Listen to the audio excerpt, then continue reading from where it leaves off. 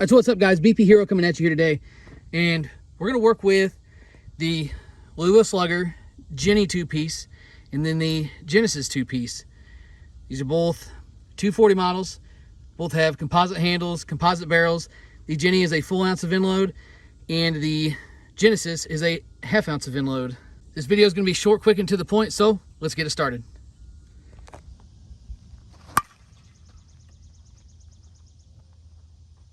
All right, so we're kicking things off with the Geny, which is the full ounce end load version of these two bats. This is stickered as a 27.5 ounce, and I do feel that it swings true to weight as far as the 27.5 and the full ounce of end load as well.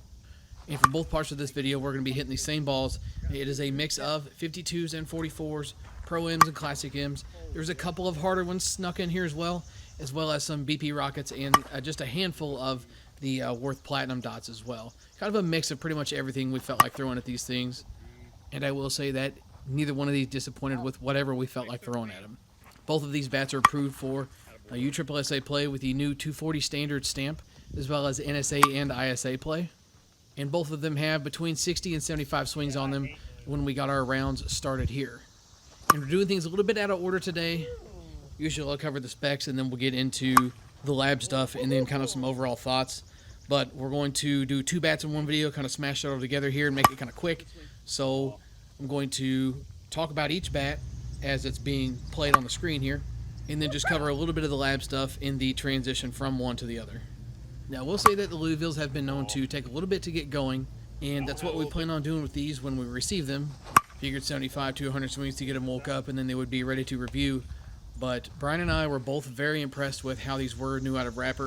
On Monday, we put about 60 to 75 on them, like I mentioned, with the same mix of balls that you're seeing here in the video today. And really, I could have shot the review that day, just peeled the wrapper off and shot it then, but we already had a plan, so we wanted to stick to it. And I will say that even out of the wrapper, these were really, really good. And after we finished this day here, all three of us were extremely impressed with these bats. By far, no question. I'm going to tell you right now, bang, bang, stamp of approval on both of these, and you haven't even seen the other one yet. I don't know what Louisville did with their 240 line, but they got it right. There's other good 240s out there. Do not misunderstand me when I say that, but something about these two bats were just so good. One of our complaints with the 240 line has been the fact that they're a little unforgiving, but both of these felt like you could have turned around and hit it with the handle. You still got a good result out of it. I mean, holy cow. Still had the typical Louisville ping to it, but the barrel was performing extremely well. The feedback was really good. Felt very similar to the Z1000s that Louisville rolled out a couple of years ago, even though this does have a little bit of a different handle and connection piece, as you saw in the video from the intro there. But whatever it is, I don't know. I don't care. These bats were extremely good. By far our favorite 240 stamp bats of the year so far. Nobody's paying me to say this. This isn't a paid message. This isn't a paid advertisement. This is 100% facts. These bats were extremely good. Let's head over to the labs here. There are a couple things I want to talk about, and then we'll get back to the field and check out the Genesis.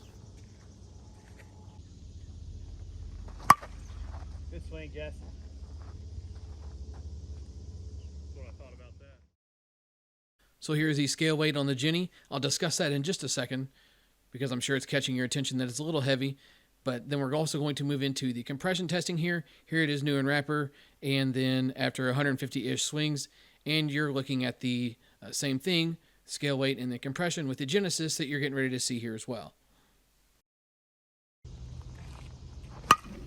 So while you're checking out the Genesis, I'm going to talk about a couple of things that I did figure caught your attention.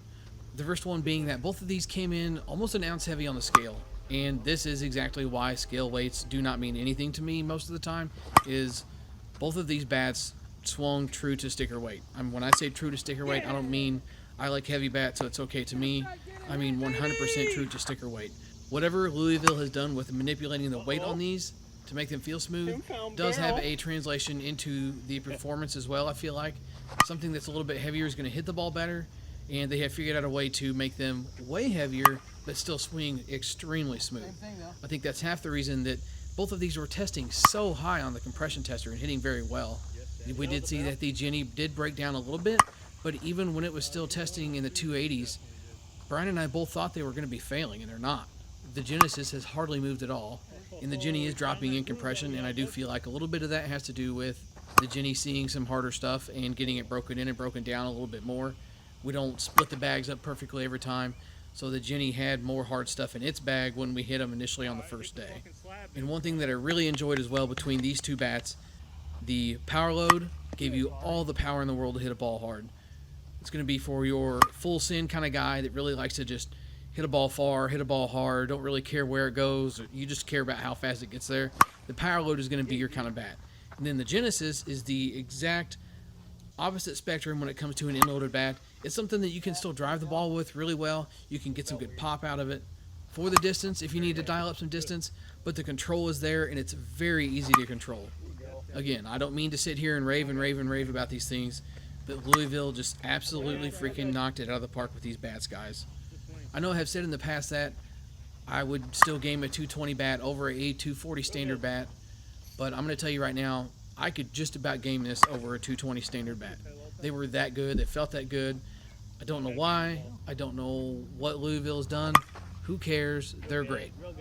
If you're interested in trying one of these out, these are available to Headbanger reps, so you can drop me a message to get one, or you can hit up your favorite Headbanger rep as well. Whoever you want to help you get one of these bats, it'll be money well spent. I can promise you that. We have song stuff from almost every manufacturer, and none of them have been this good. So this video's wrapping up, so I'm going to get out of here, guys.